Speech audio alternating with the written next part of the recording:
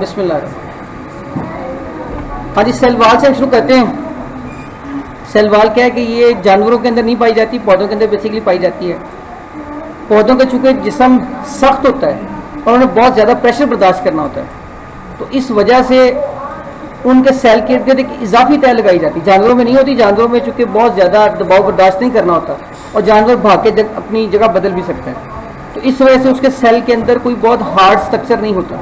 लेकिन पौधों ने चूँकि अपनी जगह पे खड़े खड़े इस तमाम मौसमी हालात का मुकाबला करना है, तेज़ हवा का, बारिश का, बर्फबारी का, शदीद धूप का मुकाबला करना है, तो उनके जिस्म के बाहर वाले सेल साइड पे सख्त सेल वाल लगा दी जाती है, तय लगा दी जाती है, इसको सेल वाल कहते हैं, सख्त होती है। ठीक है जी। तो सेल वाल जो नॉन लिविंग कंपोनेंट है, नॉन लिविंग से क्या मुराद है? नॉन लिविंग से मुराद ये कि ये बेजान मादा होगा, यानी ये ऑक्सीजन इस्तेमाल नहीं करता होगा, ऑक्सीजन इस्तेमाल नहीं करता होगा। तो सेल वाल जो वो नॉन लिविंग है और स्ट्रॉन्ग कंपोनेंट है सेल का, यानी मजबूत हिस्सा है सेल का, और ये प्लाज्मा मेम्ब्रेन से बाहर पाया जाएगा। प्लाज्मा मेम्ब्रेन क्या है? सेल मेम्ब्रेन, यानी ये अगर आप देखें, ये सेल मेम्ब्रेन है जिसको हम प्लाज्मा मेम्ब्रेन, सेल मेम्ब्रेन,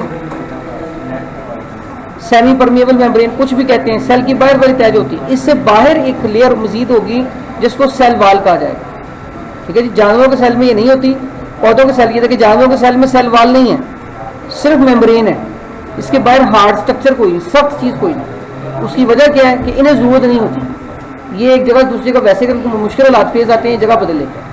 पौधों में चूँकि नहीं है तो उस कुदरत ने उनके लिए एक सख्त दीवार बना के रखी है जिसको सेल वाल कहा जाता है। ठीक है जी, सेल वाल कहा जाता है। तो यही कह रहे हैं, हम जानते हैं कि तमाम जानदारों के सेल की सेल वाल नहीं होती। मसलन जानवर और जानवर की तरह के प्रोटिस्ट, इनमें सेल वाल जो है वो नहीं होगी। अच्छा देखिए, तो कह रहे हैं हम जानते हैं कि तमाम जानदारों के सेल की सेल वाल नहीं होती। मसलन जानवरों और जानवरों की तरह के प्रोटिस्ट के सेल वाल पौधे, फंजाई, प्रोकैरियोट्स और पौधों की तरह के प्रोटिस्ट में सेल का बेजान और सख्त हिस्सा है। किन में पाया जाता है? फंजाई में, ये जो उल्ली लग जाती खाने की उसको फंजाई कहते हैं।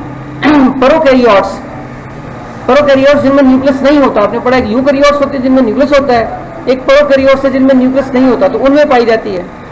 और पौधों की तरह के प्रोटिस्ट और पौधे, इनमें पाई जाती है। ये यूदोस ने बताया कि नॉन लिविंग है। अब इसका काम क्या है? It provide shape, strength, protection and support to the inner living. ये सहारा देती है। ठीक है जी, सहारा देती है, ताकत मुहैया करती है, हिफाजत देती है इनर लिविंग मटीरियल को, अंदरूनी अज्जा को, अंदरूनी मादा जो है सेल के अंदर पाई जाती है उसको हिफाजत देती है। अब इसकी दो तहें होती हैं, बल्कि तीन होती है बुनियादी तौर पर, लेकिन यहाँ दो लिखी हुई हैं।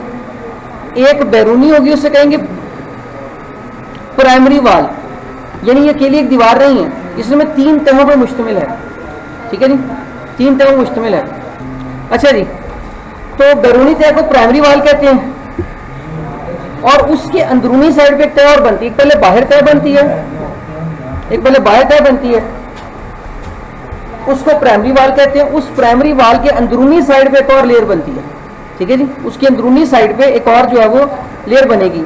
यानी आप इसको ऐसे देख लें कि फर्ज करें ये हमारे पास जो है एक बैरूनी तह है।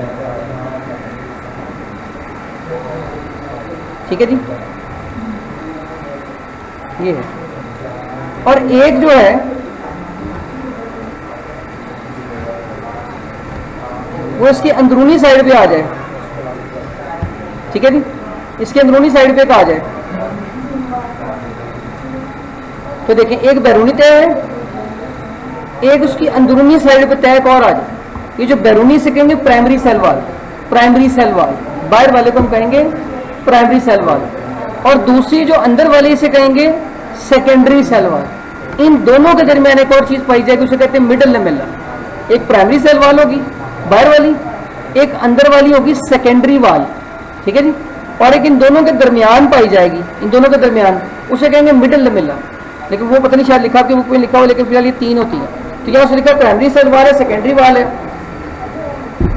और सेकेंडरी प्राइमरी के अंदरूनी तरफ बनती है और थिकर मोटी होती है, और इसके अंदर लिग्नन होता है। ये लिग्नन वो मटेरियल है जो मजबूती देता है, सख्ती देता है उसको, पौधे को, ठीक है जी। लिग्नन वो मटेरियल है, पैक्टिन और लिग्नन दो मटेरियल होते हैं जो पौधे के सेल को सख्ती, मजबूती, ताकत देते हैं। उसकी वजह मैंने बताई है कि जानवरों को सख्ती की जरूरत नहीं है, वो अगर बारिश तेज हो रही है, हवा आ रही है, वो शेल्टर साइड के पीछे चले जाएंगे, दीवार के पीछे, लेकिन पौधों को वहीं खड़ा होकर बर्दाश्त करना पड़ेगा, तो इसलिए उनको सख्ती पाई जाती है। और दूसरे केमिकल। अब इस सेल वाल में जगह जगह पे सुराख होंगे, कुछ जगहों पे सुराख होंगे, ये अगर आप देखें कुछ जगहों पे शायद नजर नहीं आ रहा, लेकिन यहाँ पे पोर्स होते हैं, छोटे छोटे सुराख होंगे, इधर इस जगह पे छोटे छोटे सुराख होंगे, हल्के हल्के बारीक, शायद यहाँ पे दिखाए नहीं उन्होंने, लेकिन होते हैं। उन सुराखों को हम कहते हैं प्लाज्मोडेस्माटा। उन सुराखों को हम क्या कहते हैं? प्लाज्मोडेस्माटा, ठीक है जी। पोर्स को, छोटे छोटे पोर, छोटे छोटे सुराख, मसाम, जिस तरह आपके पास कोई चीज आ जाए उसमें सुई मार के छोटे छोटे सुराख कर लें, तो वो सुराख मसाम जो है वो प्लाज्मोडेस्माटा कहते हैं। ये प्लाज्मोडेस्माटा क्या करते हैं? एक सेल से दूसरे सेल में पानी और नमकियात वगैरह इन पोर्स के जरिए जा सकते हैं। वैसे तो वो दीवार बनी हुई है, ये ऐसी जैसे दो रिश्तेदारों के घर साथ साथ हैं और दरमियान में दीवार है उनके, वो दीवार में से एक ईंट निकाल लें, ताकि रात के टाइम जो है या कभी ऐसे वक्त में जब हम दरवाजे से वो दाखिल नहीं हो सकते, या कोई ऐसा मसला है कि वो नहीं देर फौरन कोई चीज़ पहुंचानी है, तो वो दीवार में से सुराख में से पकड़ा दे, चीज़ ले ली, खाने की चीज़ें पकड़ ली, ये फला चीज़ें पकड़ ली, तो वो क्या है? राब्ते का काम करते हैं। ऐसे ही एक सेल से दूसरे सेल में छोटे छोटे पोर्स होते हैं जिन्हें कहा जाता है प्लाज्मोडेस्माटा। प्लाज्मोडेस्माटा कहते हैं पोर्स, छोटे छोटे पोर्स, छोटे छोटे सुराख। अब सेल वाल के अंदर कौन कौन सा केमिकल है, ये ऑब्जेक्टिव बड़ा मशहूर है, इस पैराग्राफ को अंडरलाइन कर लें, यहां से लेके यहां तक, उर्दू में मैं बताता हूं, अंडरलाइन कर लें। इसमें 3 ऑब्जेक्टिव है। फंजाई और बहुत सारे जो प्रोटेस्ट होते हैं उनमें सेलुलोज नहीं पाया जाता। सबसे ज्यादा सेल वाल में जो केमिकल पाया जाता है वो सेलुलोज होता है। सबसे ज्यादा जो केमिकल पाया जाता है वो क्या होता है? सेलुलोज होता है। सेलुलोज, पौधे के सेल में सेल वाल सेलुलोज से बनी होती है। सबसे ज्यादा मिकदार किसकी है? सेलुलोज की, ठीक है जी, सेलुलोज की। इनकी सेल वाल बहुत से केमिकल से बनी होती है, बहुत से केमिकल से बनी है। मिसाल के तौर पे बकिया जो है, ये कुछ सेलुलोज है, तो बकिया जो है उनमें कुछ चीजों की अलग की बनी होगी। जैसे काइटन जो है वो फंजाई में पाई जाती है, तो आपसे ऑब्जेक्टिव में पूछा जा सकता है पौधों में कौन सी होगी? आप कहेंगे सेलुलोज। सेल वाल किससे बनी होगी? सेलुलोज से। और जो फंजाई है, फफूंदी, उल्ली जिसको हम कहते हैं, इसकी सेल वाल किससे बनी होगी? आप कहेंगे काइटन से, काइटन से। और प्रोकैरियोट्स की सेल वाल जो वो पेप्टाइडोग्लाइकान से बनी होगी, पेप्टाइडोग्लाइकान। पेप्टाइडोग्लाइकान किससे बना है? अमाइनो एसिड और शुगर से, अमाइनो एसिड और शुगर से। पेप्टाइडोग्लाइकान किससे बना है? अमाइनो एसिड और शुगर से, अमाइनो एसिड और शुगर से। पेप्टाइडोग्लाइकान जो वो अमाइनो एसिड और शुगर से बना है। तो दोबारा से देख लें, सेल वाल पौधों की जो है वो बनी होती है सेलुलोज से, प्लांट सेल वाल सेलुलोज से बनी होती है। लेकिन उसके बाद फंजाई को देखें तो काइटन होता है, और अगर आप प्रोकैरियोट्स को देखें तो पेप्टाइडोग्लाइकान या म्यूरिन होगा। पेप्टाइडोग्लाइकान या म्यूरिन भी इसको कहते हैं, लेकिन पेप्टाइडोग्लाइकान ही लिखा तो वो पढ़ लें। और ये अमाइनो एसिड और शुगर का बना होता है। अमाइनो एसिड प्रोटीन बनाती है, शुगर कार्बोहाइड्रेट है।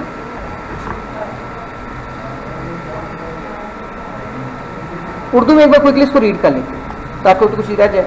तमाम प्रोकैरियोट्स यूकैरियोटिक सेल में साइटोप्लाज्म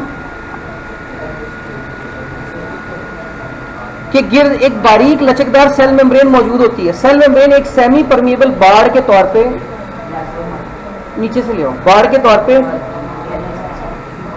एक सेल वाल नहीं होती। मसलन जानवरों और जानवरों की तरह के प्रोटिस्ट सेल वाल पौधों, फिंजाई, प्रोकैरियोट्स और पौधों की तरह के प्रोटिस्ट में सेल का बेजान और सख्त हिस्सा है जो कि सेल मेम्ब्रेन के बैरूनी तरफ पाया जाता है। इसका काम सेल के अंदरूनी जिंदा मवाद यानी प्रोटोप्लाज्म को खास शक्ल, हिफाजत और सहारा देना है। पौधों की सेल वाल में मुख्तलिफ तरह के केमिकल्स पाए जाते हैं। पौधों की सेल वाल की बैरूनी तरफ को प्राइमरी वाल कहते हैं और इसमें सबसे ज्यादा पाए जाने वाला केमिकल सेलुलोज है। पौधों में क्या पाया जाता है? सेलुलोज।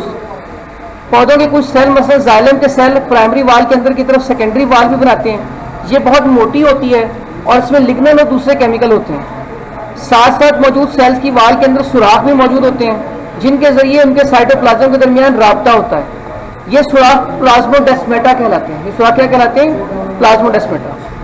फिंजाई और बहुत से प्रोटिस्ट में भी सेल वाल मौजूद होती है, अगरचे इसमें सेलुलोज नहीं होता। इनके सेल वाल में कई तरह के केमिकल्स होते हैं, मतलब फंजाई के सेल वाल में काइटिन, प्रोकैरियोट्स के सेल वाल में केमिकल पेप्टाइडोग्लाइकेन की बनी होती है, जो कि अमाइनो एसिड और शुगर का बना हुआ पेचीदा मॉलिक्यूल है। सेल मेम्ब्रेन ये है जी सिलेबस में, देखें जरा, क्योंकि सिलेबस में है सेल मेम्ब्रेन है जी, ठीक है। सेल मेम्ब्रेन जो है आल प्रोकैरियोट्स यानी सेल मेम्ब्रेन जो ये सब में पाई जाएगी, सेल वाल सिर्फ पौधों में होती है, और सेल मेम्ब्रेन जो है तो तमाम प्रोकैरियोट्स यूकैरियोट्स में बारीक मेम्ब्रेन होती है साइटोप्लाज्म के गिर्द, साइटोप्लाज्म में कवरिंग होती है, उस कवरिंग को हम कहते हैं cell membrane. Cell membrane semi permeable barrier है। सेमी परमिएबल बैरियर का बैरियर होता है रुकावट, जैसे सड़क पर जाए पुलिस वालों ने आगे वो रास्ता सा बंद किया होता है, उसे कहते हैं बैरियर, रुकावट। तो सेमी परमिएबल बैरियर से क्या मुराद है? ये एक ऐसा बैरियर है जिसमें से कुछ चीजों को गुजरने देते हैं, कुछ को नहीं गुजरने देते। परमिएबल का मतलब है गुजर जाने की इजाजत देना, गुजर जाने देने की इजाजत देनी, गुजरने दें। तो सेमी परमिएबल का मतलब है कुछ गुजर जाते हैं, कुछ नहीं गुजरते, इसलिए इसे कहा सेमी परमिएबल बैरियर। यानी ऐसी रुकावट है जो कुछ को तो गुजरने देगी, कुछ को नहीं गुजरने देगी। इससे क्या मुराद है? वो केमिकल जो सेल के लिए फायदेमंद है, जरूरी है, मुफीद है, उनको गुजरने देगी, और जो मुफीद नहीं है, जो फायदेमंद नहीं है, जिनको नहीं गुजरने देना, उनको रोक देगी।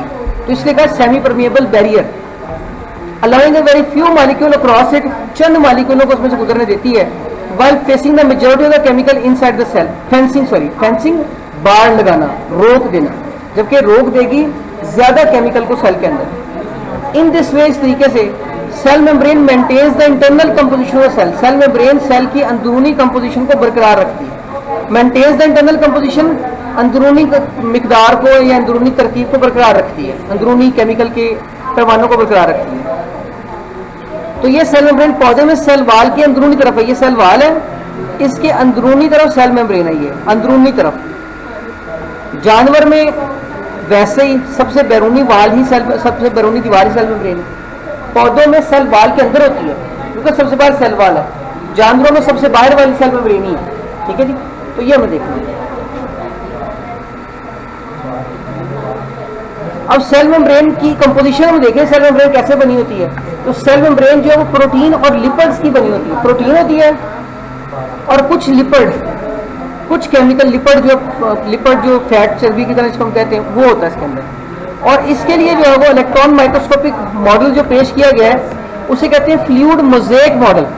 फ्लूइड मोज़ेक मॉडल, फ्लूइड कहते हैं जो चीज माया से थोड़ी सी गाढ़ी हो, माया से थोड़ी ज्यादा गाढ़ी हो, उसे फ्लूइड कहते हैं। मोज़ेक कहते हैं ढीली सी चीज, जैसे आपने जेली देखी होगी, खाने वाली जेली होती है, उसकी शक्ल तो होती है लेकिन वो सख्त नहीं होती, वो ढीली होती है, जैसे वर्दी हिला ले उसे कहते हैं मोज़ेक। तो फ्लूइड मोज़ेक मॉडल से मुराद है कि ऐसा मॉडल है जो पतला भी है और थोड़ी सी शक्ल भी है उसकी।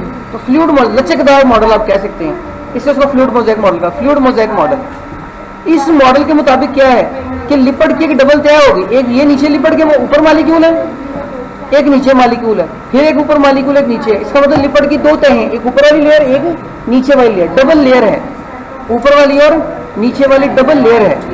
उस डबल लेयर में जगह जगह प्रोटीन लगाई हुई, जैसे ये देखिए ये प्रोटीन है, ये प्रोटीन है, ये प्रोटीन है। तो इसका मतलब कि बहुत सारी लिपिड पड़ी है डबल तह में, जगह जगह प्रोटीन लगाए। जैसे ऐसे ही जैसे आप खीर बनाते हैं तो उसके जगह जगह बादाम रख देते हैं ऐसे बीच, तो ऐसी पूरी लिपिड है और बीच में जगह जगह बादाम की तरह प्रोटीन रखी। इसे कहते हैं fluid mosaic model. According to this model, इस मॉडल के मुताबिक there is a lipid bilayer in which protein molecules are embedded. Lipid bilayer है, लिपिड की डबल तह है, जिसमें प्रोटीन के मॉलिक्यूलों को क्या किया हुआ है, इम्बेड। इम्बेड का मतलब उनकी तह लगाई हुई है। There is a lipid bilayer in which protein molecule are embedded, protein मॉलिक्यूलों को तह लगा रखा हुआ है। The lipid bilayer gives fluidity, lipid bilayer उसको लचक देती है, एंड इलास्टिसिटी, लचक, फ्लूइडिटी में मायापन और इलास्टिसिटी में लचक होना। टू मेम्ब्रेन में स्मॉल अमाउंट्स ऑफ कार्बोहाइड्रेट की थोड़ी सी मिकदार और also found in cell membrane, वो भी इसमें पाई जाती है। कार्बोहाइड्रेट भी थोड़े से पाई जाते हैं। सबसे ज्यादा क्या है, लिपिड, जगह जगह थोड़ी सी प्रोटीन है और कुछ कार्बोहाइड्रेट इसके अंदर जो है वो पाई जाती है। तो स्मॉल अमाउंट ऑफ कार्बोहाइड्रेट और also found in cell membrane, cell membrane में कार्बोहाइड्रेट की कुछ मिकदार भी पाई जाती है। They are joint with protein और लिपिड्स ऑफ द मेम्ब्रेन, ये प्रोटीन या लिपिड से जुड़े होते हैं। कार्बोहाइड्रेट या प्रोटीन से जुड़ते हैं या लिपिड के साथ। जब ये जुड़ जाते हैं तो उनका नाम भी बदल जाता है। जब ये प्रोटीन के साथ जुड़ते हैं तो ग्लाइकोप्रोटीन कहते हैं। ग्लाइको कहते हैं कार्बोहाइड्रेट को, प्रोटीन मीन प्रोटीन। और जब ये लिपिड के साथ जुड़ते हैं तो ग्लाइकोलिपिड कहते हैं। ग्लाइको मीन शुगर्स और लिपिड मीन लिपिड, तो दोनों के साथ जुड़े हो सकते हैं। उर्दू में भी देख लेते हैं। तमाम प्रोकैरियोट्स और यूकेरियोटिक सेल में साइटोप्लाज्म के गिर्द एक बारीक और लचकदार सेल मेम्ब्रेन मौजूद होती है। सेल मेम्ब्रेन एक सेमी परमिएबल बाड़ के तौर पर, सेमी परमिएबल कुछ को गुजरने दे, कुछ को ना गुजरने दे, बाड़ के तौर पर सिर्फ चंद मॉलिक्यूल्स को ही गुजरने की इजाजत देती है, जबकि ज्यादातर को सेल के अंदर रोके रखती है। इस तरह ये सेल की अंदरूनी कीमियाई साख्त को बरकरार रखती है। इस अहम फेल के अलावा सेल मेम्ब्रेन दूसरे सेल से आने वाले केमिकल पैगामात को भी वसूल करती है और दूसरे सेल की शिनाख्त भी करती है। कीमियाई तजज़िये से मालूम होता है कि सेल मेम्ब्रेन बुनियादी तौर पर प्रोटीन्स और लिपिड्स की बनी होती है और इसमें थोड़ी सी मिकदार में कार्बोहाइड्रेट भी पाए जाते हैं। इलेक्ट्रॉन माइक्रोस्कोप के जरिए सेल मेम्ब्रेन के मुआयने के बाद इसका एक मॉडल बनाया गया है जिसे फ्लूइड मोज़ेक मॉडल कहते हैं। Fluid mosaic model. इस मॉडल के मुताबिक सेल मेम्ब्रेन में लिपिड की एक दोहरी तह है जिसमें प्रोटीन्स के मॉलिक्यूल धसे होते हैं। लिपिड की दोहरी तह ही सेल मेम्ब्रेन के मायापन और लचक की वजह है। मायापन और लचक की वजह यही है। कार्बोहाइड्रेट की थोड़ी सी मिकदार सेल मेम्ब्रेन के लिपिड्स और प्रोटीन के साथ लगी होती है। यूकेरियोटिक सेल्स में लिपिड की दोहरी तह के अंदर कोलेस्ट्रॉल पाया जाता है। यूकेरियोटिक सेल में कई ऑर्गेनेल्स मसलन माइटोकॉन्ड्रिया, क्लोरोप्लास्ट, गोल्गी एपरेटस और एंडोप्लाज्मिक रेटिकुलम भी सेल मेम्ब्रेन में लिपटे होते हैं। ये सेल के अंदर चीजें पाई जाती हैं, मैं शक्ल में दिखाता हूँ। ये देखिए, ये न्यूक्लियस है। न्यूक्लियस की भी मेम्ब्रेन होती है, वो भी सेल मेम्ब्रेन जैसी होती है। ये माइटोकॉन्ड्रिया, इसकी मेम्ब्रेन भी सेल मेम्ब्रेन जैसी होती है। गोल्गी एपरेटस जो है, गोल्गी कॉम्प्लेक्स, इसकी मेम्ब्रेन भी सेल मेम्ब्रेन जैसी होती है। तो कुछ चीजें ऐसी हैं सेल के अंदर भी कि वहां भी मेम्ब्रेन पाई जाए, ठीक है जी। तो सेल के बाहर भी मेम्ब्रेन है और अंदर भी मेम्ब्रेन है। साइटोप्लाज्म है बेटा, ठीक है।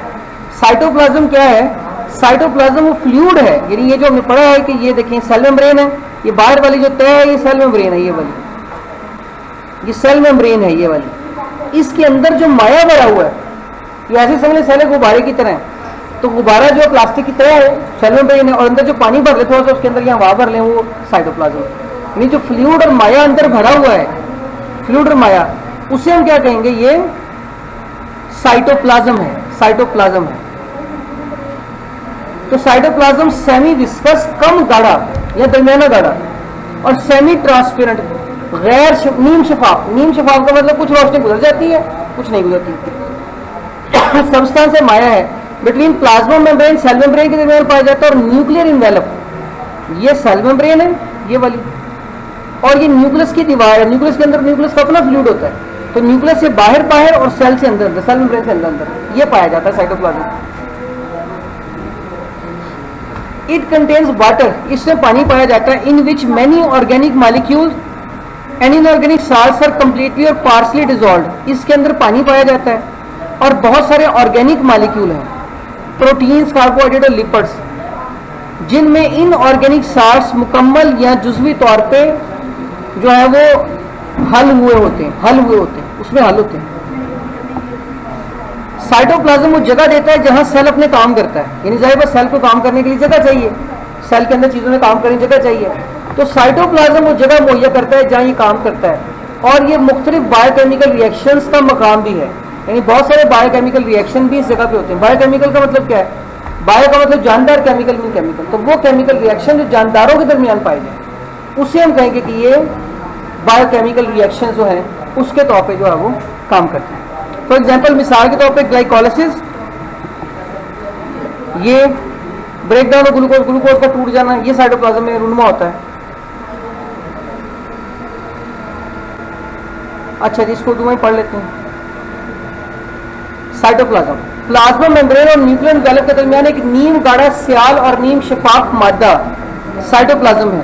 इसके अंदर पानी है जिसमें कई organic molecules, protein, carbohydrate, lipids और इनऑर्गेनिक नमकियात मुकम्मल या जुज़वी तौर पर हल हुए होते हैं। साइटोप्लाज्म ऑर्गेनेल्स को अफाल से अंजाम देने के लिए जगह फराहम करता है। कई बायोकेमिकल रिएक्शंस, मसलन ग्लाइकोलिसिस के रिएक्शंस वगैरह इसमें, जिनमें सेलुलर रेस्पिरेशन में ग्लूकोज का टूट जाना है, वो इसके अंदर होते हैं। नहीं, उर्दू में इतना ही दिया हुआ, कोई और चीज़ भी है? इतना दिया हुआ, उधर ज़्यादा लग रहा था मुझे। नहीं इतना ही, ठीक है। हाँ जी, साइटोस्केलेटन है जी, ऑर्गेनेलिस, ये सेल ऑर्गेनेलिस ये भी नहीं है। न्यूक्लियस है, चलिए न्यूक्लियस को देखते हैं। न्यूक्लियस जो है ये क्या है, प्रोमिनेंट वाजे न्यूक्लियस पाया जाता है सेल के दरमियान, यानी सेल के सेंटर में एक वाजे चीज हमें नजर आती है। सेल को देखते हैं दरमियान में एक स्पॉट नजर आता है, वाजे नुक्ता नजर आता है कि ये पूरा सेल है और दरमियान में एक नुक्ता सा है। ये जो नुक्ता सा है ये न्यूक्लियस है, ठीक है जी। सेल के दरमियान जो छोटा सा नुक्ता दरमियान में नजर आएगा वो न्यूक्लियस है, ठीक है जी, न्यूक्लियस है। तो कह रहे प्रोमिनेंट न्यूक्लियस यूकैरियोटिक सेल में पाया जाता है। एनिमल सेल में ये सेंटर में होता है, जबकि प्लांट सेल में ये एक साइड में चला जाता है वैक्यूल की वजह से। पौधे के सेल को भी हम देखते हैं, ये पौधे का सेल है। तो आप देखिए बड़ा सा पानी का वैक्यूल पाया जाता है, वैक्यूल पानी का, और जानवर के सेल में नहीं होता। पौधे के सेल में बड़ा सा वैक्यूल पाया जाता है, वैक्यूल ये वाला। इस वैक्यूल की वजह से न्यूक्लियस को जगह सेंटर में नहीं मिलती और वो उसे पुश करके एक साइड पे कर देता है। यानी जानवर में वो सेंटर में, लेकिन एनिमल सेल में वो उसको धक्का लगा के एक साइड पे कर देगा। तो इस वजह से इस वैक्यूल ने इधर न्यूक्लियस होना चाहिए था, धक्का लगा के उसको साइड पे कर दिया इस जगह। तो पौधे के सेल के अंदर पानी के वैक्यूल की वजह से न्यूक्लियस एक साइड पे चला जाता है, ठीक है जी। ये हमें देखना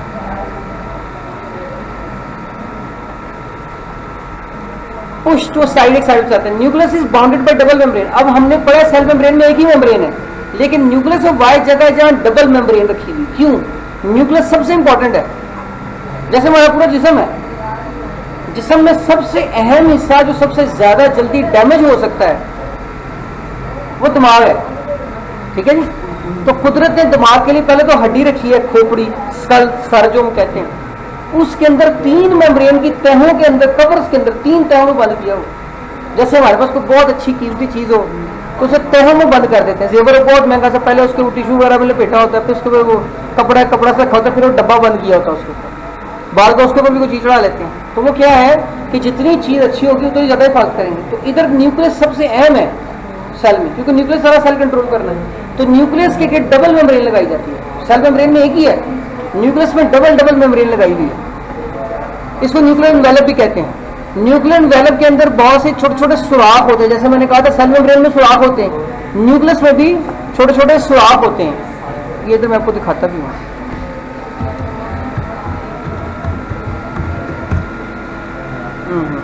सॉरी, उर्दू में लिखा गया है।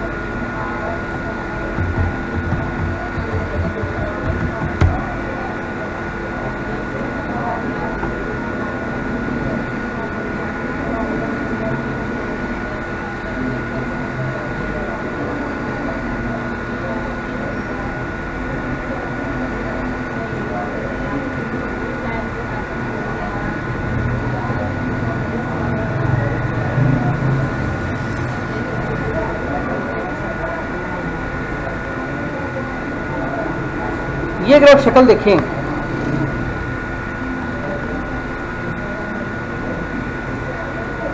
तो ये आपको जो है वो न्यूक्लियस नजर आ रहा है।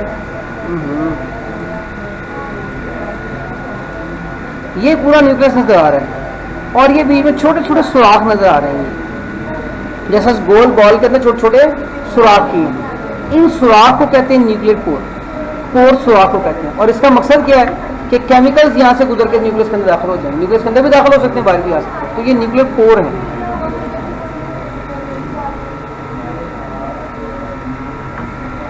तो न्यूक्लियर एनवेलप के अंदर बहुत छोटे छोटे पोर्स होते हैं।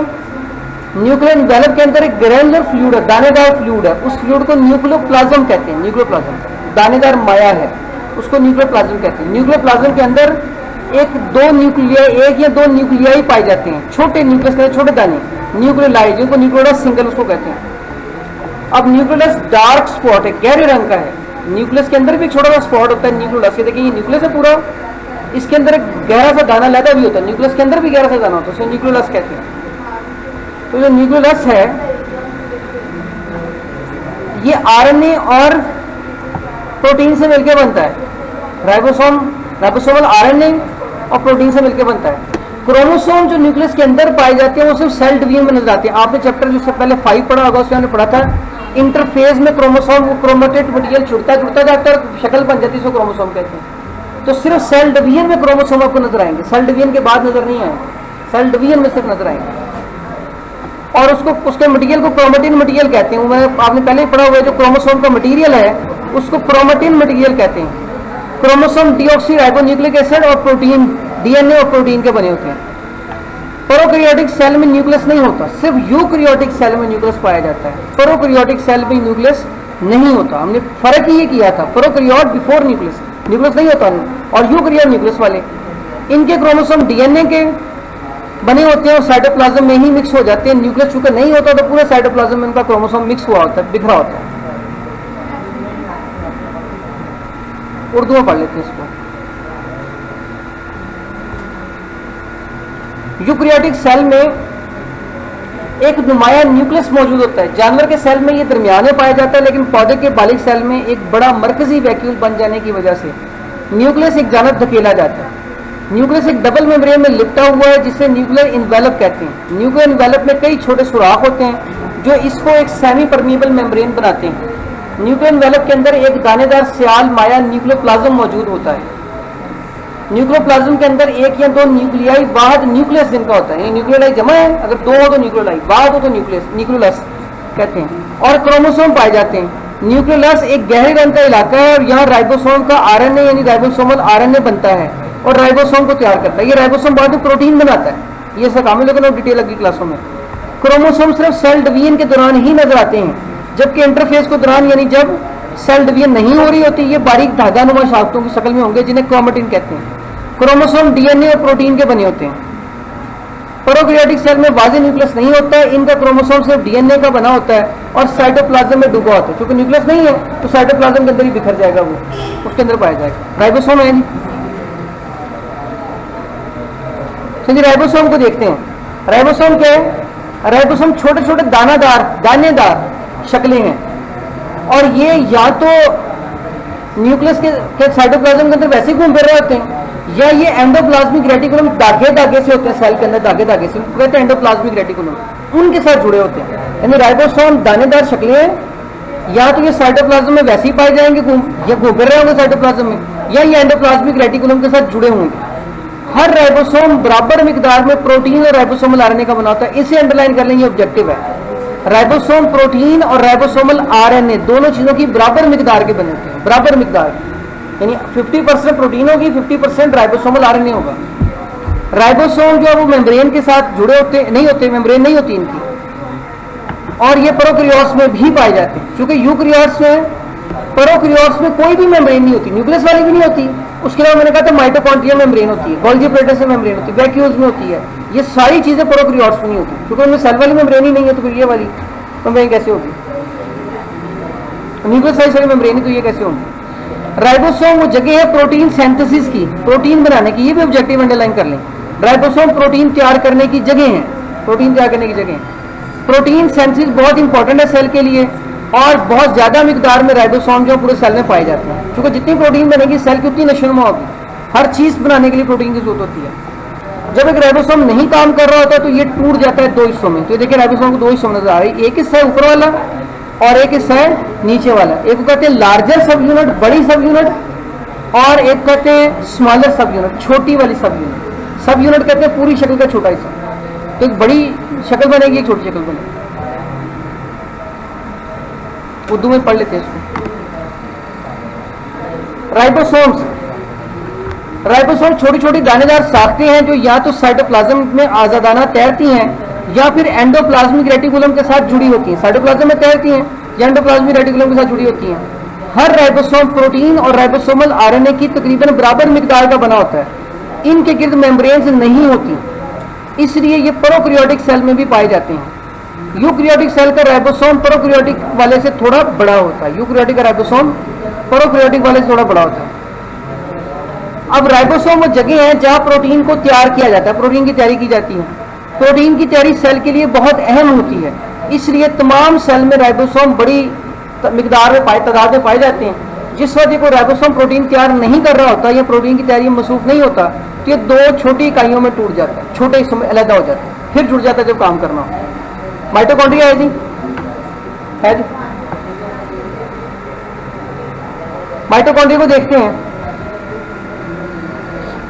Mitochondria double membrane bounded structure है, डबल मेम्ब्रेन वाला, दोहरी मेम्ब्रेन वाला साख्त है, शक्ल है, और ये सिर्फ यूकैरियोट में होता है। क्योंकि प्रोकैरियोट में हमने कहा मेम्ब्रेन होती ही नहीं, न्यूक्लियस ही नहीं होता, तो न्यूक्लियस क्यों नहीं होता? मेम्ब्रेन नहीं होने की वजह से।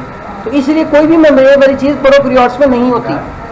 तो माइटोकॉन्ड्रिया जो है ये बुनियादी तौर पर डबल मेम्ब्रेन वाली शक्ल है, और ये सिर्फ यूकैरियोट से पाई जाती है।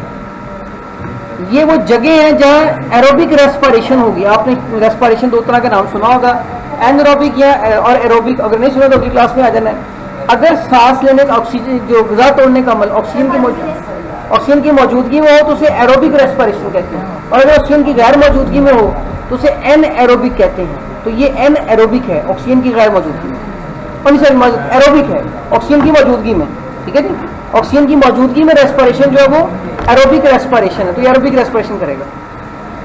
और एनर्जी प्रोडक्शन सेंटर्स हैं, इसका मतलब यहाँ एनर्जी भी बनेगी। तो अगर आपसे सवाल पूछ लिया जाए, ऑब्जेक्टिव पूछ लिया जाए कि सेल में कौन सी जगह है जहाँ एनर्जी पैदा होती है, तो आप कहेंगे माइटोकॉन्ड्रिया। ये एनर्जी सेंटर है उनका, एनर्जी सेंटर है उनका। आउटर मेम्ब्रेन जो माइटोकॉन्ड्रिया की वो स्मूथ है, यानी हमवार है, बाहर वाली हमवार है, देखें बिल्कुल हमवार है, प्लेन है। और अंदर वाली जो उसने इन फोल्डिंग, फोल्ड छोटे छोटे बल बनाए हुए हैं, फोल्डिंग्स बनाई हुई छोटे छोटे, और इन फोल्डिंग्स को क्या कहते हैं? क्रिस्टी। फोल्डिंग्स को क्या कहते हैं? क्रिस्टी, जिनका सिंगल क्रिस्टा है। और ये माइटोकॉन्ड्रिया मैट्रिक्स के अंदरूनी साइड पे पाई जाती है, ठीक है जी। इस क्रिस्टी का क्या फायदा है? चूंकि माइटोकॉन्ड्रिया की दीवार जो मेम्ब्रेन है इस पे होता है रिएक्शन, तो इसलिए दीवार की साइज को उसने क्या कर दिया? बड़ा कर दिया, मेम्ब्रेन को ज्यादा कर दिया। अगर एक चीज को आप सीधा प्लेन करेंगे थोड़ी जगह लेगी, अब उसे बलदर करेंगे तो ज्यादा जगह बन जाएगी। तो मेम्ब्रेन के साइज को बढ़ाने के लिए उन्होंने क्या किया है? बल डाल दिया अंदर, ताकि ज्यादा मेम्ब्रेन बने और मेम्ब्रेन के ऊपर ही रिएक्शन नहीं होना, तो ज्यादा रिएक्शन हो सके।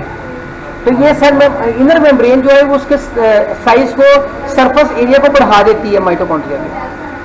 माइटोकॉन्ड्रिया का अपना डीएनए राइबोसोम है। तो ये आपसे पूछा जा सकता है कौन सा ऑर्गेनेली है जिसका अपना डीएनए होता है? वैसे तो न्यूक्लियस में होता है सबके, न्यूक्लियस के अलावा भी कुछ जगह पे डीएनए होता है, तो माइटोकॉन्ड्रिया का अपना डीएनए होता है। इसके अलावा प्लास्टिड आप आगे पढ़ेंगे, उनका भी अपना डीएनए होता है। तो आपसे ऑब्जेक्टिव में पूछा जा सकता है कि कौन से ऑर्गेनेली है सेल के जिनका अपना डीएनए और राइबोसोम होता है? तो आप कहेंगे माइटोकॉन्ड्रिया का अपना डीएनए और राइबोसोम होता है। माइटोकॉन्ड्रिया का अपना डीएनए और राइबोसोम पाया जाता है अपना, बाकी सबका नहीं है, सिर्फ प्लास्टिड्स का होता है और जो है वो राइबोसोम का होता है, ठीक है जी। इसका क्या कहते हैं? माइटोकॉन्ड्रिया का होता है। ये आपने देखना दो ना।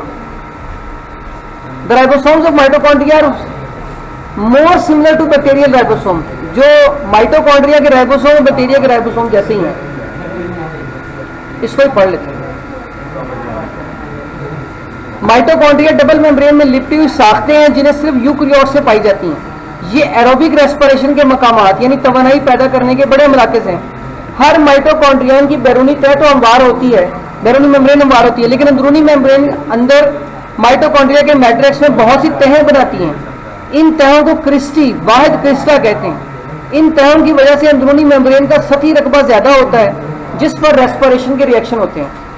माइटोकॉन्ड्रिया के पास अपना डीएनए और अपना राइबोसोम होता है, और ये राइबोसोम्स यूकैरियोटिक की निस्बत प्रोकैरियोटिक राइबोसोम से ज्यादा मुशाबे रखते हैं, यानी ज्यादा मिलते जुलते हैं।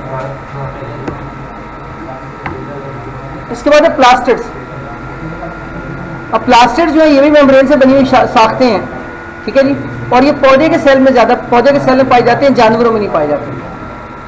दोबारा देख लें, प्लास्टिड जो है वो मेम्ब्रेन से बनी हुई तहें हैं, मेम्ब्रेन से बनी हुई, आगे आ जाएंगे, देखिए मेम्ब्रेन से बनी हुई, बाहर वाली मेम्ब्रेन है। जैसे सेल की मेम्ब्रेन होती है, इनकी भी अपनी मेम्ब्रेन है, सेल के अंदर चीज है लेकिन उसकी अपनी मेम्ब्रेन है ये। तो उसको कह प्लास्टिड जो है वो मेम्ब्रेन से बने हुए साख्ते हैं, और ये पौधे और फोटोसिंथेटिक प्रोटिस्ट में, यानी वो प्रोटिस्ट, वो एक सेल, प्रोटिस्ट कहते हैं एक सेल वाला जानदार, एक सेल वाला। तो वो प्रोटिस्ट एक सेल वाले जानदार जिनके अंदर फोटोसेंसिस हो रही हो, यानी ग़िज़ा बन रही हो, उनमें पाए जाते हैं। ये तीन तरह के होते हैं, क्लोरोप्लास्ट, क्लोरो रंग को कहते हैं, और दूसरा जो है क्रोमोप्लास्ट, क्लोरोप्लास्ट होते हैं सब्ज रंग के, क्लोरोफिल सब्ज रंग का होता है उसके नाम पे। दूसरा क्रोमोप्लास्ट, ये रंगदार होते हैं, सब्ज के अलावा कोई भी रंग, रेड हो जाएगा, जामुनी हो जाएगा, पीला हो जाएगा, कोई भी रंग हो सकता है, सब्ज के अलावा होगा। और ल्यूकोप्लास्ट जिनका कोई रंग नहीं होता, तो तीन तरह के होंगे, सब्ज रंग वाले और सब्ज के अलावा रंग वाले और ल्यूकोप्लास्ट। तो सबसे पहले जो हम देखते हैं कि इनकी जो आउटर मेम्ब्रेन है वो स्मूथ है, जबकि अंदरूनी मेम्ब्रेन भी तहें बनी हुई है। उधर भी हमने माइटोकॉन्ड्रिया में कहा था अंदर तहें बनी हुई है, जिसको हमने क्रिस्टी कहा था, इसके अंदर भी तहें बनी हुई है। इन्हें हम थैलाकाइड मेम्ब्रेन कहते हैं, ये बल से बनी हुई है, थैलाकाइड मेम्ब्रेन कहते हैं। थैलाकाइड की जो तह है, ये एक मेम्ब्रेन जो आपको नजर आएगी ये वाली, ये थैलाकाइड है, एक सिर्फ, जैसे एक पैसा पड़ा हुआ है, एक टुकड़ा पड़ा हुआ है। लेकिन सारे को इकट्ठा आप अगर देखेंगे तो उसे हम कहेंगे ग्रेनम, ठीक है जी। थैलाकाइड की तह जो उसे हम क्या कहेंगे, ग्रेनम। ये एक मेम्ब्रेन जो सिर्फ ऊपर वाला एक पीस नजर आ रहा है थैलाकाइड है, लेकिन जो पूरी तह बन जाएगी जब, तो इसे हम क्या कहेंगे, ग्रेनम कहेंगे, ग्रेनम कहेंगे। ग्रेनम जो है वो साइटोप्लास्ट को इस इधर फ्लूइड भरा हुआ है, माया बनी हुई इसके अंदर, उसके अंदर ग्रेनम घूम रहा है, इस माया को स्ट्रोमा कहा जाता है, स्ट्रोमा। अब क्लोरोप्लास्ट जो है वो जगह है जब फोटोसेंसिस होती है, इनके अंदर क्लोरोफिल पाया जाता है। क्लोरोफिल वो केमिकल है, वो हिस्सा है जहाँ फोटोसेंसिस यानी रोशनी की मदद से ग़िज़ा बनने का अमल जिसे हम कहते हैं वो होता है। और पिगमेंट्स पाए जाते हैं, छोटे छोटे ज़रात पाए जाते हैं। ये पिगमेंट्स जो थैलाकाइड मेम्ब्रेन में पाए जाते हैं। सेकेंड टाइप ऑफ प्लास्टिड, दूसरी तरह का जो प्लास्टिड है मैंने कहा था क्लोरोप्लास्ट है, दूसरा क्रोमोप्लास्ट है। क्रोमोप्लास्ट के अंदर शोख रंगों वाले होते हैं, शोख रंग ये फलों में होगा, यहाँ जो है वो फूल की पत्तियों में होगा। आप देखो फल बार तो और रंग का होता है, कोई माल्टे के रंग का है, कोई जामुनी रंग का है, किसी रंग का है, कुछ सब्ज रंग का भी होता होगा बताइए बात। और इसके अलावा फूलों की पत्तियां अलग अलग रंगों की होती हैं, सफ़ेद होती है, गुलाबी होती हैं, काली होती हैं, सुर्ख होती हैं कहीं। तो सब्ज रंग के अलावा जो भी रंग है वो क्रोमोप्लास्ट की वजह से होगा। इनका फंक्शन क्या है कि ये मक्खियों को पोलिनेशन के वक्त मक्खियों को बुलाती हैं ताकि वो बीजों को एक जगह से उठा के दूसरी जगह रखें। देखिए ना, कुदरत ने पूरा पौधा बनाया है, सारा पौधा सब्ज है, सिर्फ उसने फल और फूल को रंगदार रखा है। वो क्यों ऐसे जो है वो रखा है कि फल जब बन जाता है और अगर उसका पता न चले इंसान को या जानवर को, वो तो बड़ा बड़ा गलसर देगा वहां पे, तो उसका तो मकसद ही खत्म हो। उसका मकसद क्या है, उसको वो खाए। लेकिन अगर वो सब्ज रंग का हुआ तो पत्तों में नजर ही नहीं आना, और अगर वो नजर नहीं आएगा तो लोग खाएंगे कैसे उसको, तो बड़ा बड़ा खराब हो जाएगा, तो उसका तो मकसद ही खत्म हो जाएगा। इसी तरह फूल पे मक्खियां आती हैं, वो इधर वाला मिट्टियाँ उठा के दूसरे फूल पे फेंकती है, उधर वाला इधर फेंकती है ताकि फूलों से फल बने, पोलिनेशन जिसको कहते हैं। अगर मक्खियों को फूल नजर ही ना आए तो पोलिनेशन कैसे करेंगे? इसलिए फूलों की पत्तियां और फल दूसरे रंगों के रखे जाते हैं। कुदरत ने बड़ा इंतजाम किया है कि फल भी दूर से नजर आ जाए कि वो देखें फल है। जब फल नजर आता है लोग उसके तरफ जाके उतार लें, अगर उसे नजर ही नहीं आएगा तो उतारेगा कौन? तो उसका रंग भी बदल दिया और फूल भी रंग बदल दिया ताकि मक्खियों को दूर से नजर आए। तो इसलिए ये अलग रंगों के होते हैं। ल्यूकोप्लास्ट तीसरी किस्म है, ये कलरलेस है, बेरंग है, और इनमें स्टार्च को स्टोर किया जाता है, स्टार्च को, प्रोटीन को, लिपिड्स वगैरह को, और इनमें ग़िज़ा महफूज करने का काम किया जाता है। पढ़ लेते हैं एक बार हम। प्लास्टिड में मेम्ब्रेन से लिपटे ऑर्गेनेलीज हैं जो सिर्फ पौधों में और फोटोसेंसिस करने वाले प्रोटिस्ट में पाए जाते हैं। इनकी तीन इकसाम है, यानी क्लोरोप्लास्ट, क्रोमोप्लास्ट और ल्यूकोप्लास्ट। माइटोकॉन्ड्रिया की तरह क्लोरोप्लास्ट भी डबल मेम्ब्रेन में लिपटे होते हैं। क्लोरोप्लास्ट की बैरूनी मेम्ब्रेन हमवार होती है, जबकि अंदरूनी मेम्ब्रेन थैलियां बनाती है जिन्हें थैलाकॉइड कहा जाता है। थैलाकॉइड के ढेर को ग्रेनम कहते हैं। ग्रेनम क्लोरोप्लास्ट के अंदरूनी माया यानी स्ट्रोमा में तैरते हैं। क्लोरोप्लास्ट यूकैरियोट्स में फोटोसेंसिस के मकामात हैं। इनमें फोटोसेंसिस के लिए जरूरी सब्ज पिगमेंट क्लोरोफिल और दूसरे मुआवन पिगमेंट्स पाए जाते हैं। ये तमाम पिगमेंट्स ग्रेना में पाए जाते हैं। ग्रेना जो मैंने कहा था मेम्ब्रेन लिपटी हुई है, उन्हें पाए जाते हैं। पौधों के सेल्स में दूसरी तरह के प्लास्टिड क्रोमोप्लास्ट हैं। इनके अंदर शोख रंग के पिगमेंट्स होते हैं। क्रोमोप्लास्ट फूलों के पेटल्स और फलों के सेल्स में पाए जाते हैं। इनका काम उन हिस्सों को रंग देना है, और इस तरह क्रोमोप्लास्ट पोलिनेशन और फलों के बिखराव में मदद देते हैं। तीसरी तरह के प्लास्टिड्स ल्यूकोप्लास्ट हैं।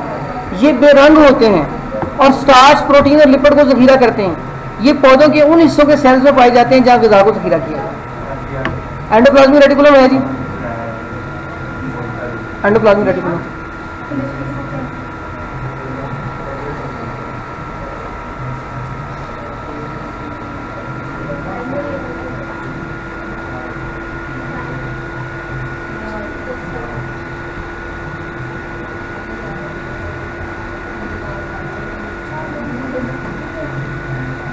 हाँ जी, एंडोप्लाज्मिक रेटिकुलम को हम देखते हैं। एंडोप्लाज्मिक रेटिकुलम नालियों का एक जाल है जो न्यूक्लियस से शुरू होता है और सेल मेम्ब्रेन तक आता है। यानी ये न्यूक्लियस है, ये सेंटर में न्यूक्लियस होगा सेल के, न्यूक्लियस से शुरू होकर सेल मेम्ब्रेन, सेल की बाहर वाली जो मेम्ब्रेन है वहां तक आ जाता है। तो ये नालियों का जाल क्या कहलाता है? इंटरकनेक्टेड नेटवर्क्स या चैनल्स, चैनल नालियों कहते हैं। ये एंडोप्लाज्मिक रेटिकुलम। अब एंडोप्लाज्मिक रेटिकुलम दो तरह का होता है, एक होता है रफ एंडोप्लाज्मिक रेटिकुलम, खुरदरा एंडोप्लाज्मिक रेटिकुलम, और एक होता है smooth endoplasmic reticulum. Rough endoplasmic reticulum वो है जिसकी सतह पर राइबोसोम लगे होते हैं और वो प्रोटीन बनाता है, और स्मूथ एंडोप्लाज्मिक रेटिकुलम वो होता है जिसकी सतह पर राइबोसोम नहीं लगे होते। ठीक है जी। और ये केमिकल वगैरह जो नुकसानदेह केमिकल है, टॉक्सिन केमिकल है, उनको तोड़ता है। ठीक है जी। आगे नीचे से डब्बे का जी रीडिंग कर लेते हैं। इसकी एक तालवी फिजिशियन कैमियो गॉल्जी ने चपटी थैलीनुमा सार्टे के सिस्टर्नी का एक सेट दरियाफ्त किया। इस सेट में बहुत से सिस्टर्नी एक दूसरे के ऊपर ढेर की सूरत में होते हैं और सिस्टर्नी के मुकम्मल सेट को गॉल्जी अपरेटस से गॉल्जी कॉम्प्लेक्स कहा जाता है। ये पौधों जानवरों दोनों के सेल से पाया जाता है। इसका काम रफ एंडोप्लाज्मिक रेटिकुलम से आने वाले मॉलिक्यूल में तब्दीली करके उन्हें मेम्ब्रेन में लिपटी छोटी छोटी थैलियों में पैक करना है। वजह मैंने समझा दी कि वो सेल को तोड़ सकते हैं, वो एंजाइम है वो सबस्ट्रेट पे अमल करके सेल के हिस्से खराब कर देंगे, इसलिए थैलियों बंद कर दिया जाता है कि जब तक थैलियों में कोई काम नहीं करेगा। गॉल्जी अपरेटस में बनने वाली थैलियों को गॉल्जी वेसिकल कहते हैं और इन्हें सेल के मुख्तलिफ हिस्सों में या सेल से बाहर भेजा जा सकता है। लाइसोसोम है जी। लाइसोसोम क्या है? ये भी छोटी छोटी थैलियां हैं, लेकिन ये वो थैलियां हैं जो चीज़ों को ब्रेक डाउन कर देती हैं। ठीक है जी। यानी वो छोटी छोटी थैलियां हैं जो ग़िज़ा के साथ सेल के अंदर जो ग़िज़ा दाखिल होती है उससे मिलाई जाती हैं और ये ग़िज़ा को छोटे छोटे हिस्सों में तोड़ के छोटे छोटे टुकड़े बना देती हैं और फिर वो टुकड़े सेल से बाहर निकल जाते हैं। यानी ये चीज़ों को तोड़ने वाली थैलियाँ, ये वो थैलियाँ हैं, इनके अंदर तेजाब होगा एसिड और इनके अंदर वो एंजाइम होंगे जो क्या करेंगे, ग़िज़ा को तोड़ के उसे छोटे छोटे टुकड़ों में तब्दील कर दें। ठीक है जी। तो लाइसोसोम जो है वो हिस्से हैं जो ग़िज़ा को तोड़ के छोटे छोटे हिस्सों में तब्दील कर देते हैं। तो in the mid 20th century, 20वीं सदी के वस्त में बेल्जियन साइंटिस्ट क्रिश्चियन रेनेडिटव इसने लाइसोसोम को डिस्कवर किया। ये सिंगल मेम्ब्रेन बाउंडेड यानी एक मेम्ब्रेन वाली थैलियां थी। लाइसोसोम के अंदर स्ट्रॉन्ग डाइजेस्टिव एंजाइम होते हैं, ताकतवर एंजाइम होते हैं जो ग़िज़ा को तोड़ देते हैं और वेस्ट मटेरियल को सेल में छोड़ देते हैं और सेल से भी बाहर निकाल दिया जाता है। इस फंक्शन के दौरान एक लाइसोसोम जो वैक्यूल जिसमें ग़िज़ा होती है साथ जुड़ जाता है। यानी एक थैली में ग़िज़ा होगी सेल के अंदर, एक थैली, ये दोनों थैली आपस में जुड़ जाएंगी, दीवार टूट जाएगी और ये उसमें दाखिल हो जाएंगे और ग़िज़ा को तोड़ के जो है बाहर निकाल देंगे। एक शक्ल में भी यहाँ बनी हो, मैं दिखाता हूँ। ये देखें कि ये गॉल्जी अपरेटस आया है, ये लाइसोसोम है, ये वो मटेरियल जिसको तोड़ना है। लाइसोसोम इस मटेरियल के साथ मिल गया है और ये देखिए ये वैक्यूल बन गया है। ठीक है जी। इस वैक्यूल में एंजाइम ने इस ग़िज़ा के टुकड़ों को तोड़ के छोटे छोटे टुकड़े कर दिए। तो इस तरह ये लाइसोसोम ग़िज़ा के बड़े टुकड़ों को छोटे टुकड़ों में तब्दील कर देते। ये इसका काम। तो पढ़ लेते हैं। 20वीं सदी के वस्त में बेल्जियम के एक साइंटिस्ट क्रिश्चियन रेनेडिटव ने लाइसोसोम दरियाफ्त किए। ये सिंगल मेम्ब्रेन में लिपटे ऑर्गेनेलीज है, एक मेम्ब्रेन वाले हैं। इनमें तेज असर रखने वाले डाइजेस्टिव एंजाइम पाए जाते हैं और सेल के अंदर और बाहर खुराक की डाइजेशन और बेकार मादों को तोड़ फोड़ करते हैं। इस काम के दौरान एक लाइसोसोम इस वैक्यूल के साथ जम हो जाता है जिसके अंदर तोड़े जाने वाला मटेरियल मौजूद हो और लाइसोसोम के एंजाइम इस मादे को तोड़ देते हैं। सेंट्रियोल है जी।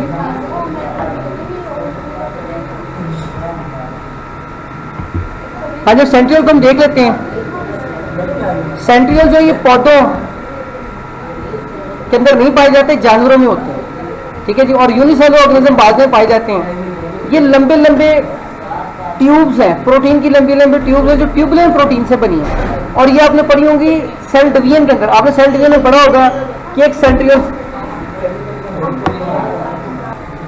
जानवरों में पाए जाते हैं और माइक्रोट्यूब छोटी छोटी ट्यूब्स होती हैं। ये एक सेंट्रियोल है, इसमें तीन तीन का यूनिट होता है, तीन छोटी छोटी बारीक नालियाँ होती हैं वो जुड़ती हैं और इस तरह के 9 यूनिट जुड़ते हैं, 1 2 3 4 5 6 7 8 9, तीन तीन नालियों के 2 यूनिट जुड़ते हैं और गोल दायरे में बन जाते हैं, तो इसको कहते हैं एक सेंट्रियोल। ठीक है जी। ये छोटी छोटी प्रोटीन ट्यूबुलर प्रोटीन है, इनका काम क्या है कि ये सेंट्रियोल के सेंटर में आ जाते थे पोल पे, एक इधर वाले पोल पे एक इधर वाले, और यहाँ से स्पिंडल फाइबर ऐसे निकलते थे, आपने सेल डिवीजन में देखा होगा कि 2 सेंट्रियोल पोल्स पे आ जाते थे, वहां से स्पिंडल फाइबर निकलते थे जो काइनेटोकोर फाइबर होते थे और वो जाके क्रोमोसोम के काइनेटोकोर के साथ जुड़ जाते थे, तो ये सेंट्रियोल वो काम से अंजाम देते हैं। 2 सेंट्रियोल सेंट्रोसोल जब इकट्ठे हो जाते हैं तो उसको सेंट्रोसोम कहते हैं, यानी एक को सेंट्रियोल कहते हैं लेकिन 2 सेंट्रियोल जब इकट्ठे होते हैं तो उसे क्या कहेंगे, सेंट्रोसोम, सेंट्रोसोम कहेंगे। इनका काम ये कि स्पिंडल फाइबर बनाते हैं सेल डिवीजन के दौरान। इसके अलावा सेंट्रियोल जो है वो सीलिया और फ्लैजेला बनाते हैं। सीलिया फ्लैजेला क्या है, बैक्टीरिया के जो सेल होते हैं उसके छोटे छोटे धागे से लगे होते हैं उसके साथ, जो उसको हरकत करने में मदद देते हैं। इस तरह कुछ यूनिसेलुलर सेल जैसे क्लोमेडोमोनास है, उसके आगे एक चाबक नुमा लंबी सी छड़ी की तरह का जो धागा सा लगा होता है उसे कहते हैं फ्लैजेला। अगर ज्यादा हो तो सीलिया कहते हैं और अगर कम हो तो फ्लैजेला कहते हैं, यानी सेल से बाहर हल्के हल्के धागे से निकले होंगे, इन्हें सीलिया या फ्लैजेला कहते हैं। ये भी इन्हीं से बनते हैं। वैक्यूल भी इकट्ठे पढ़ लेते हैं उसको। ठीक है, वैक्यूल जो है, वैक्यूल कहते हैं छोटी छोटी थैलियों को जिनके अंदर ये पानी हो या प्रोटीन वगैरह पाई जाए, पानी की थैलियों को वैसे आमतौर पर कहते हैं vacuole. Fluid fill single membrane bounded organelles हैं, ये वो ऑर्गेनेलीज हैं एक सेल वाली जो फ्लूइड से भरी होती हैं, माया से भरी होती हैं। सेल के अंदर छोटे छोटे वैक्यूल्स होते हैं साइटोप्लाज्म में। ताम एक पौधे के सेल में मेच्योर जब हो जाता है तो वैक्यूल बड़ा हो जाता है। आपने पीछे जब वो न्यूक्लियस की शक्ल देखी थी तो मैंने कहा था पौधे के सेंटर में एक बड़ा सा वाटर वैक्यूल आया था और न्यूक्लियस साइड में चला जाता है, तो पौधे में बड़ा वैक्यूल होता है, जानवरों में छोटे छोटे वैक्यूल होते हैं। बहुत सारे सेल मटेरियल जो है वो सेल से अंदर और बाहर वैक्यूल के जरिए लेके जाते हैं। इनका काम क्या है, ये सेल के अंदर से मटेरियल उन्हें थैलियों बंद कर लेना और सेल मेम्ब्रेन से टच करके बाहर निकल जाना, और बाहर से मटेरियल लेके अंदर आना और सेल मेम्ब्रेन से टच करके अंदर दाखिल हो जाना। तो ये मटेरियल के अंदर लाने या बाहर लाने का काम से अंजाम देते हैं। इसके अलावा इनमें रखे ग़िज़ा को तोड़ा भी जा सकता है, वो पढ़ लेते हैं। जानवर बहुत से यूनिसेलुलर जानदारों के सेल में खोखले सिलेंडर नुमा ऑर्गेनेलीज। खोखले क्यों है, ये सेंटर से खाली है, ये देखिए बाहर बाहर वो नालियां हैं, सेंटर से खाली है, इसे खोखले का है। खोखले ऑर्गेनेलीज पाए जाते हैं जिन्हें सेंट्रियोल कहते हैं। एक सेंट्रियोल 9 ट्यूब से मुश्तमिल है और हर ट्यूब में 3 माइक्रो ट्यूब्यूल्स है। 9 मैंने कहा था सेट है और 3 माइक्रो ट्यूब्यूल हर एक के अंदर है। जानवर के सेल में न्यूक्लियस के बैरूनी सतह के करीब 2 सेंट्रियोल पाए जाते हैं। दोनों सेंट्रियोल मजमूई तौर पर सेंट्रोसोम कहते हैं। इनका काम सेल डिवीजन के दौरान स्पिंडल फाइबर बनाना है। चंद सेल्स में इनका काम सीलिया और फ्लैजेला बनाना भी है। वैक्यूल सियाल मादे से यानी माया से भरे होते हैं और सिंगल मेम्ब्रेन में लिपटे ऑर्गेनेलीज हैं। सेल के अंदर साइटोप्लाज्म में बहुत से छोटे छोटे वैक्यूल्स होते हैं। ताम जब पौधे का सेल बालिग हो जाता है तो इनके छोटे वैक्यूल पानी जज़ब करके आपस में जम हो जाते हैं और सेल के वश में एक बड़ा वैक्यूल बना देते हैं। ऐसी सूरत में सेल तन जाता है, टर्जिड हो जाता है। कई सेल बाहर से मटेरियल को फूड वैक्यूल की शक्ल में अंदर लाते हैं और लाइसोसोम की मदद से मटेरियल को डाइजेस्ट कर लेते हैं। कई यूनिसेलुलर जानदार सुकड़ने वाली यानी कॉन्ट्रैक्टाइल वैक्यूल के जरिए अपने अंदर से फालतू मादों को बाहर निकालते हैं। और क्या चीज़ है जी, प्रोकैरियोटिक और यूकैरियोटिक में फर्क जो है, ठीक है।